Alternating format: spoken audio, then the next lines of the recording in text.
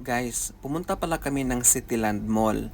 Actually, bagong mall siya, pero hindi pa siya fully open kasi may mga shop pang sarado. Kumbaga, ang meron lang doon is yung palaruan ng mga bata, pasyalan, ganyan. Actually, katabi lang siya ng Global Village. Malapit lang siya. Malalakad mo lang siya.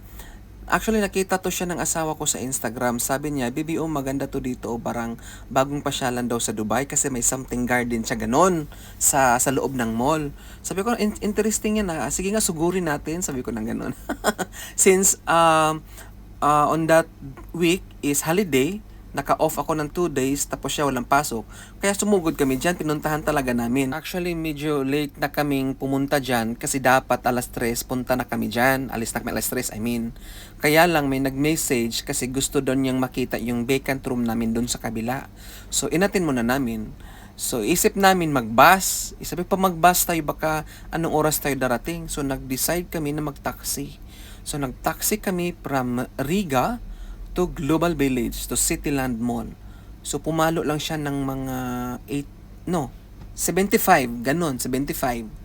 So, pagdating namin dyan, ayan, ito nga ang nakikita namin sa Instagram. Actually guys, maganda talaga siya, pasyalan.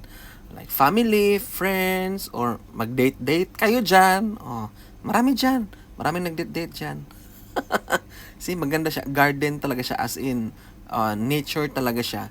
At saka may konti silang ano dyan, parang fish pan, tapos flowing water. Oh, ayan. Maganda actually. Maganda lang dyan pag winter.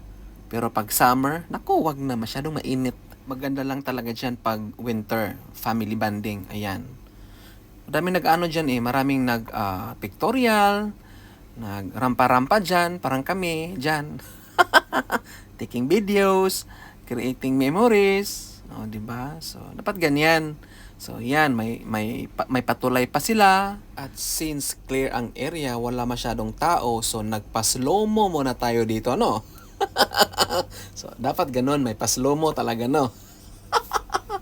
Actually guys, maganda talaga dito. After namin doon, so naglakad kami ng konti, papunta doon sa may gilid, kasi may sakayan doon, papunta doon sa main entrance ng Global Village.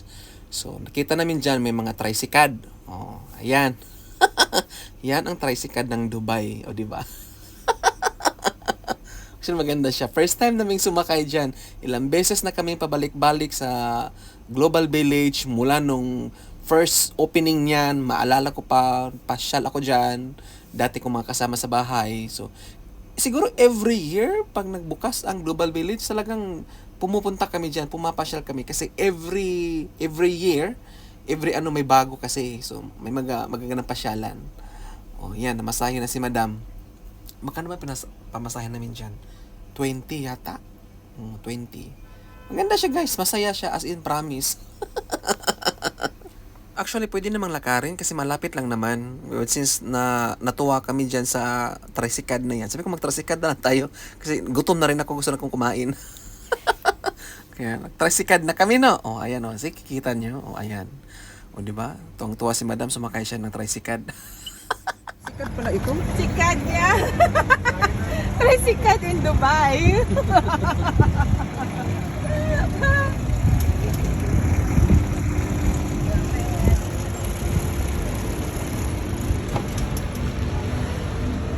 Bilis naman yun. Bebe.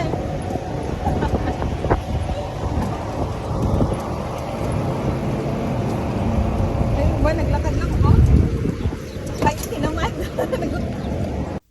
Actually, dyan mo lang yan makikita sa Global Village. Hindi mo yun makikita maski saan dito sa Dubai na pagalagala, ha? Sa Global Village lang yan. So, dyan na kami sa may entrance at nakabili na yung asawa ko ng ticket. So, naglalakad na kami papasok. Unang hinanap namin is saan kami pwedeng pipwesto kasi nagugutom kami. Gusto namin kumain. So, naisip ko, parang masarap dun sa may, yung sa mga Thai foods. Gusto ko kasi yung ano nila, yung pad Thai, plus yung may soup sila, at saka yung mango sticky rice. Naku, ang sarap nun. Sa kakahanap namin kung saan kami pupwesto, dito kami napunta. Kaya lang, yung hinahanap namin pagkain wala dito. Ang nandito lang is yung mango sticky rice. Kasi yung area na to dito, parang ano lang siya, yung parang mga sweets, may mga ice cream, or may mga crepe, yung mga ganyan. So sabi ko, wala dito, doon tayo sa kabila.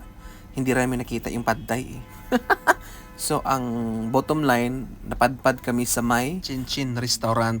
Nag-rice na lang kami doon at saka chicken kasi gutom na kami. Bumalik na lang kami doon sa may railway market para kumain ng mango sticky rice.